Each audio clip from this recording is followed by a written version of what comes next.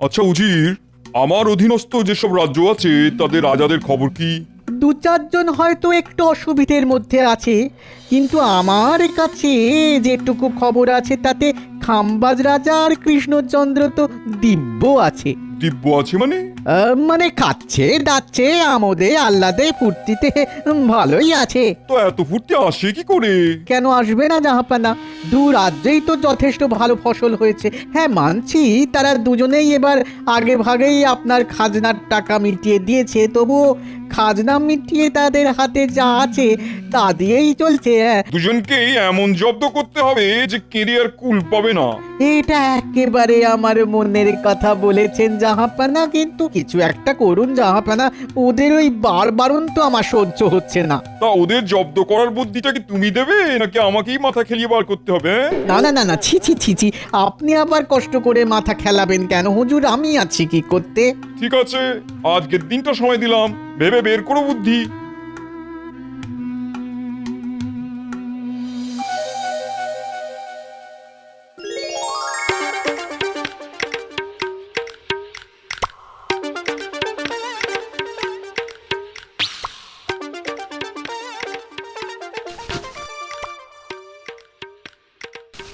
এই কি গো বুড়ো, বলি মুড়ি মাখাটা কেমন হয়েছে?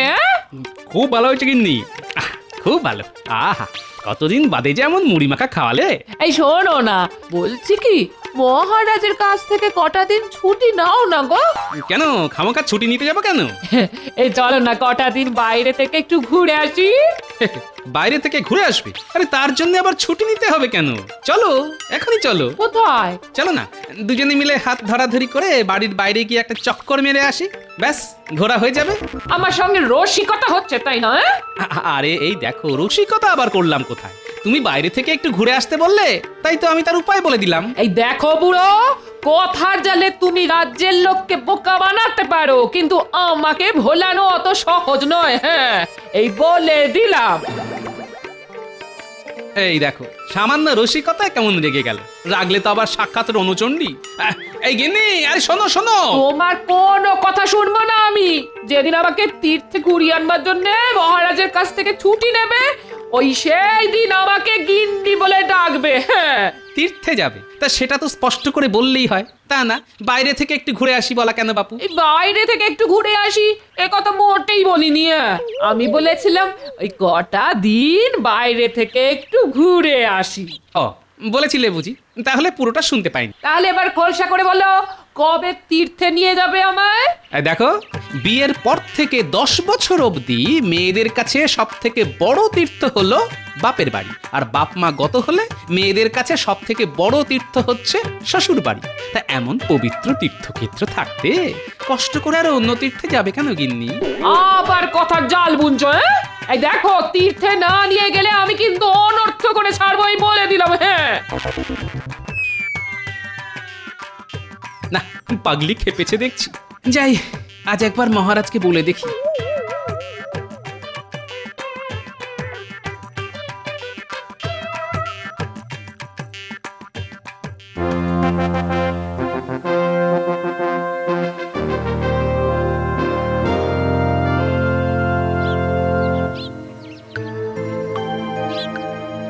সেলাম জাহাপানা। ওসব সেলাম টেলাম পরে হবে, আগে বলো ভেবে কিছু বের করতে পারলে কিনা? পারবো না মানে? কাল সারা রাত ভেবে ভেবে একটা মোক্ষম ফন্দি বার করেছি। আচ্ছা বলো শুনি। সাবাস সাবাস, বহুত খুব এমন জব্বর মতলব বের করেছো। দেখবেন দেখবেন ওদের ভিটে মাটি চারটি হয়ে গেছে। তাহলে আর এক মুহূর্ত দেরি নয়, এক্ষুনি ওদের ডেকে পাঠাও। তবে প্রথমে ডাকবে কৃষ্ণনগরকে, তারপর খাম্বাজকে, ঠিক আছে? তাই হবে খোদাবান, আমি সব ব্যবস্থা করে ফেলছি।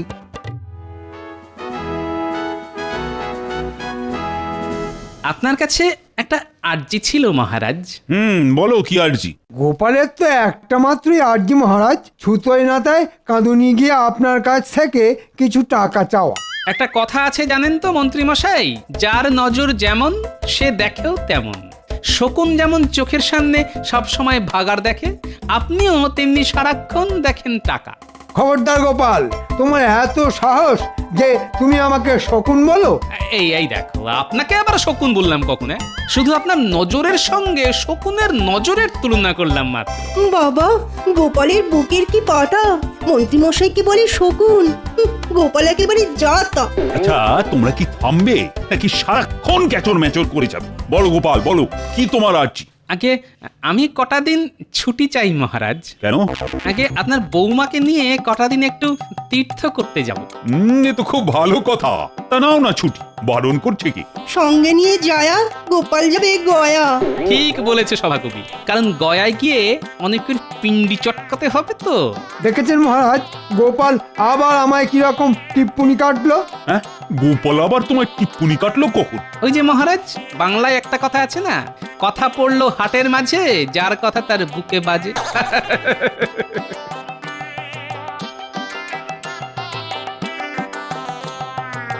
তা বলো দূত, কি খবর?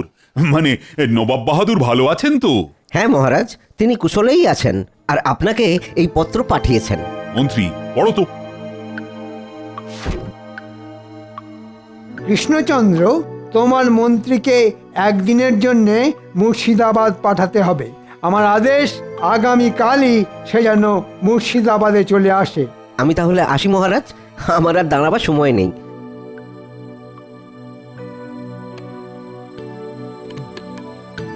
মহারাজ, এটা কি হলো?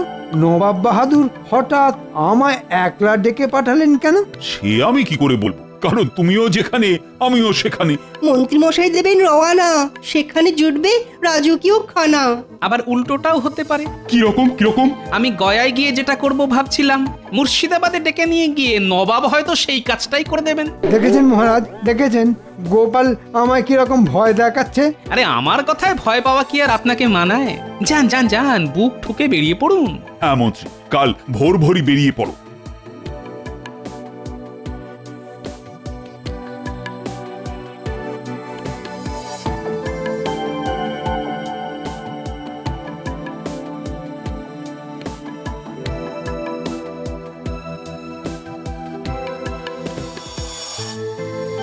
ভেতরে আসবো মহারাজ?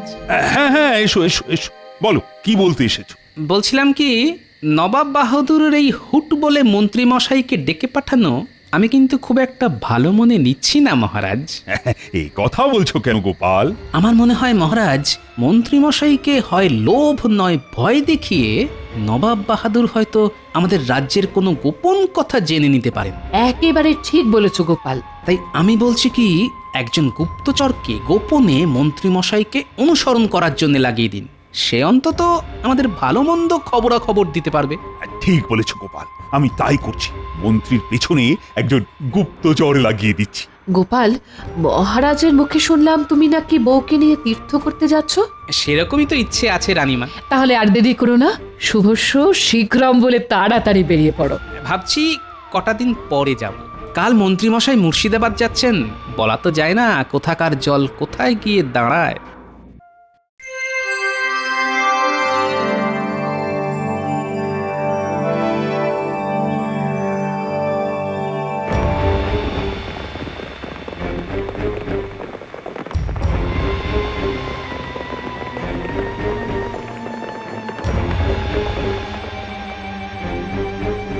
কি ব্যাপার বলো তো উজির?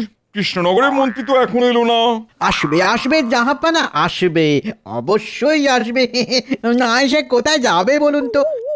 নবাব বাহাদুর, এসে গেছে এসে গেছে। এসে গেছে এসে গেছে। আমাকে দেখে এমন উচ্চস্বরে হাসছে কেন?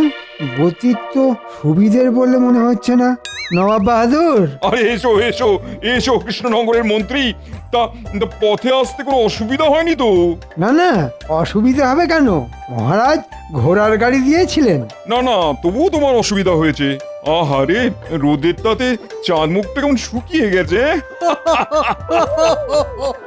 খিদে পেয়েছে নিশ্চয়ই? হ্যাঁ, ওই মানে। না না না, তাহলে আর কথা নয় কথা নয়, আগে খাবে চলো। বুঝলে, তুমি হলে গিয়ে আমার অতিথি, তাই প্রচুর খাবারের ব্যবস্থা আছে তোমার জন্য। দুধ ছাই, সব কথায় এমন হাসে কেন? হ্যাঁ, চলো চলো চলো চলো, আগে পেট পুড়ে খেয়ে নেবে, তারপর হবে কথা। চলো চলো চলো। এ কি করেছেন জাহাপনা? কোপ্তা, কাবাব, কালিয়া, বিরিয়ানি, এ তো বিশাল আয়োজন। তুমি তুমি হলে গিয়ে আজ আমার বিশেষ অতিথি, তাই তোমার জন্য বিশাল আয়োজন করবো না তো কার জন্য করবো বলো? হ্যাঁ, আরে আরে লজ্জা না করে পেট পুড়ে খাও। হ্যাঁ,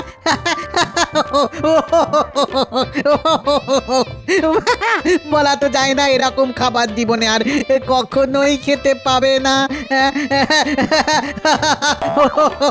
এরকম কথা বললো কেন? আরে খাও খাও, আমিও খাচ্ছি।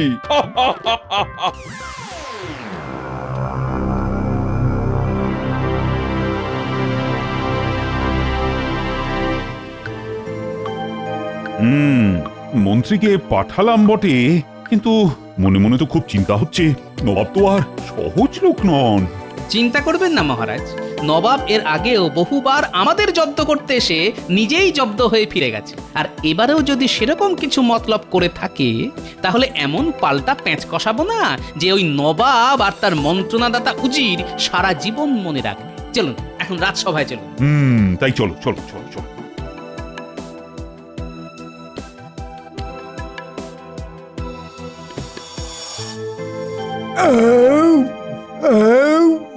পেট ভরেছে মন্ত্রী? হ্যাঁ হ্যাঁ, যাকে বলে ওই গলা পর্যন্ত। বহুত খুব বহুত খুব। তাহলে এবার কাজের কথা আসা যাক। আচ্ছা, তুমি তো মন্ত্রী। আগে হ্যাঁ হুজুর। আমি শুনেছি আমার অধীনস্থ সব রাজারা তাদের রাজ্য চালায় মন্ত্রীদের মন্ত্রণায়, মানে পরামর্শে আর কি। একেবারে খাঁটি কথা হুজুর। মহারাজ আর কি করেন, রাজ্যের ভালো মন্দের সব দায়িত্ব তো আমারই ওপর। বহুত খুব বহুত খুব। তাহলে তুমি বলতে চাইছো যে কৃষ্ণনগরে আজ এই যে রমরমা, তা সব তোমারই জন্যে? এই ফাঁকে নবাবের কাছে নিজের ঢাকটা নিজেই বাজিয়ে দিই। সে আর বলতে ঝাঁপো না, মহারাজের শুধু নাম ফাটে আর এদিকে ঘাম ছোটে আমার। তার মানে তুমি একজন খুব দক্ষ মন্ত্রণাদাতা, বলো? হ্যাঁ, অবশ্যই। আচ্ছা, মন্ত্রণার মূল মন্ত্র কি? মানে? ন্যাকা, নিজেকে মন্ত্রণাদাতা বলে জাহির করছো, আর মন্ত্রণার কি মন্ত্র সেটাই বলতে পারছো না।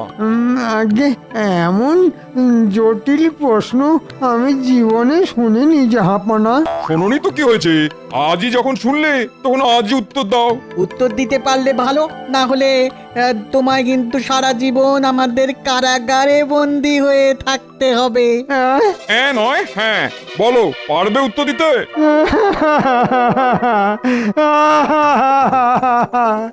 না হুজুর, পারবো না। তাহলে আমার কারাগারে বন্দি হয়ে থাকো। এরপর হবে কৃষ্ণচন্দ্রের পালা, তাকেও ডেকে এনে পরীক্ষা নেওয়া হবে। পারলে ভালো, না পারলে তাকেও কারাগারে ভরে কৃষ্ণনগরের সব রমরমা ঘুচিয়ে দেবো আমি। হ্যাঁ,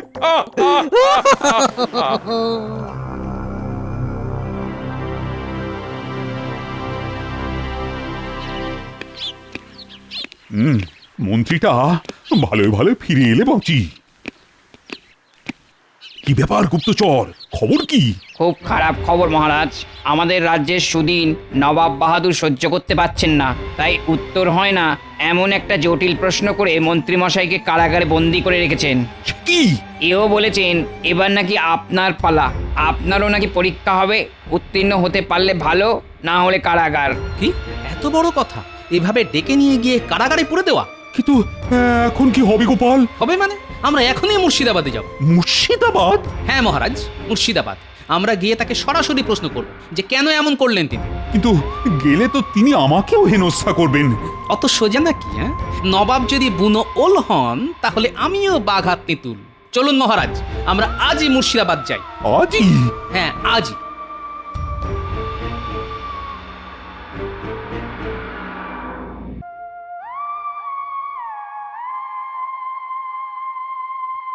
কি কৌজির, কৃষ্ণচন্দ্রের মন্ত্রী কারাগারে বসে কি করছে? কি বলবো জাহাপানা, সে বেটা কারাগারে বসে পাগলের মতো মাথা চুল ছিটছে আর হাউ হাউ হাউ হাউ করে কাঁদছে। এবার কৃষ্ণচন্দ্রের পালা। যাও এখনই পত্র লিখে তাকে এখানে আনবার ব্যবস্থা করো। আর হ্যাঁ, গোপালকেও আসতে বলো। হ্যাঁ, আবার গোপালকে কেন জাহাপানা, সে তো বড্ড চালাক। চালাক?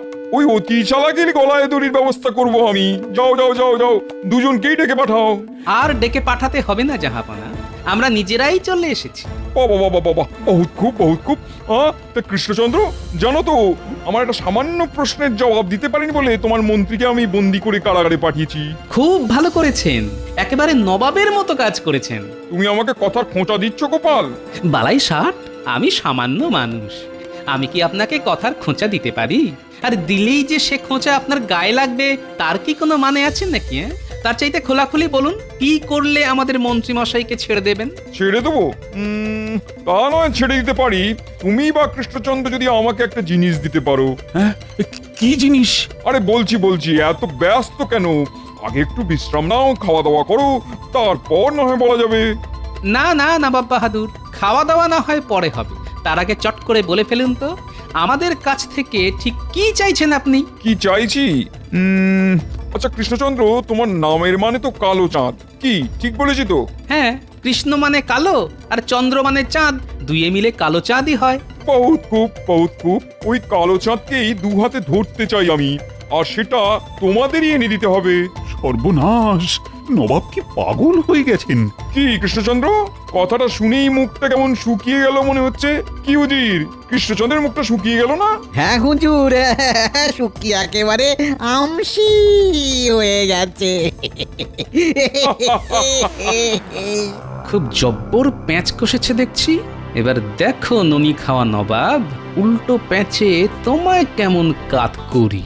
কি সব চুপ কেন গোপাল, তুমি কিছু বলো। ঠিক আছে, এনে দেব। হ্যাঁ, এনে দেবে? হ্যাঁ, এনে দিয়ে আপনার হাতে ধরিয়েও দেব। কবে? ধরুন আজ রাতেই। রাতে কেন, দিনে হয় না? দিনে তো চাঁদ মামাকে দেখা যায় না, তাই। ঠিক আছে, তাহলে তোমরা এখন খাওয়া দাওয়া করো, গোটা দিনটা বিশ্রাম নাও, তারপর দেখা যাবে। আর রাতের বেলা আপনাকে কালো চাঁদ দেখিয়ে দেব। তাহলে এখন আমাদের অতিথিশালায় পাঠাবার ব্যবস্থা করুন।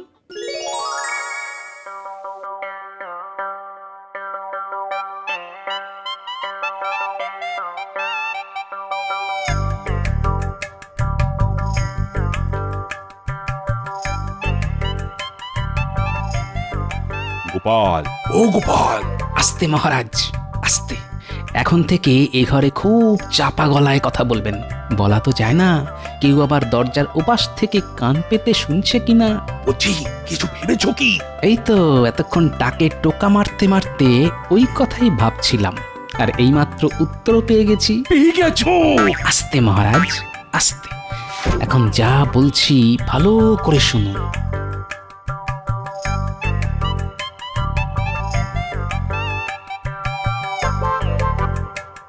দূর ছাই, ঘরের মধ্যে যে কি সব কথাবার্তা হচ্ছে কিছুই তো শোনা যাচ্ছে না ছাই। এখন উদির সাহেবকে গিয়ে কি বলবো, আর বলতে না পারলে তো হাজার কথা শোনাবে।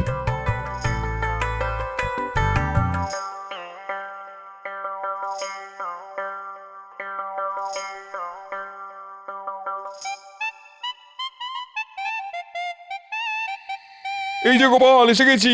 তো দেখাও দেখাও তোমার কালো চাঁদ। এই তো দেখাবো, একটুখানি চুপ করে বসুন, আমি কালো চাঁদকে নিয়ে আসি।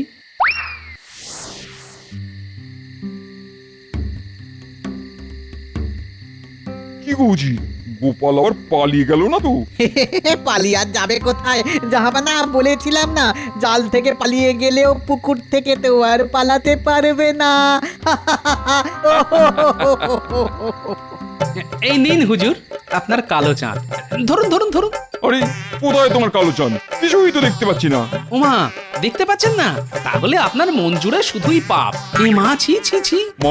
মানে খুব সোজা, যাদের মনের মধ্যে পাপ আছে, যারা অন্যের ভালো দেখলে হিংসে জ্বলে মরে, তারা কিন্তু কালো চাঁদকে দেখতে পায় না।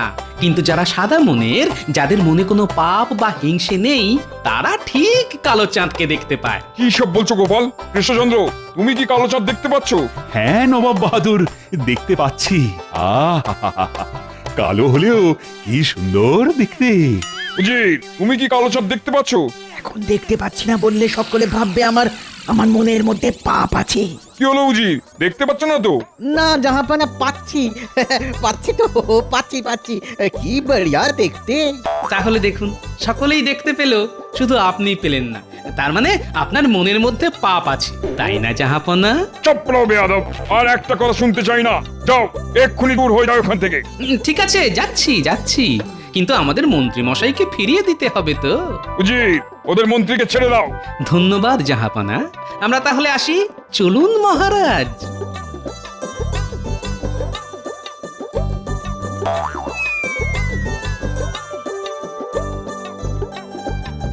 আরো জোরে রথ ছোটাও ভাই, আরো জোরে।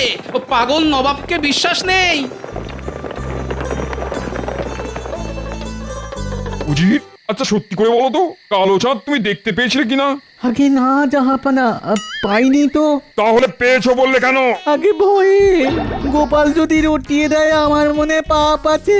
বেয়াদব, তোমার জন্য গোপাল আমায় ঠকিয়ে পালিয়ে গেল, আজ তোমাকে মেরে ফেলবো। চাচা প্রাণে বাঁচা।